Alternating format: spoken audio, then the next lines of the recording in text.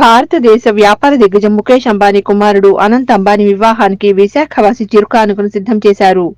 ఈ నెల 28 నుంచి 30 వరకు అనంత్ అంబానీ, రాధికా మర్చెంట్ల ప్రీ వెడ్డింగ్ ఈవెంట్ వివిధ దేశాల్లో జరగనుంది. వీరి వివాహాన్ని పురస్కరించుకుని నగరానికి చెందిన చిత్రకారుడు మోకా విజయ్ కుమార్ ఒక ప్రత్యేకమైన అరుదైన బహుమతిని వారికి సిద్ధం చేశారు. చిరుధాన్యాలతో అనంత్ అంబానీ, రాధికా మర్చెంట్ల చిత్రపటాన్ని తయారు చేశారు.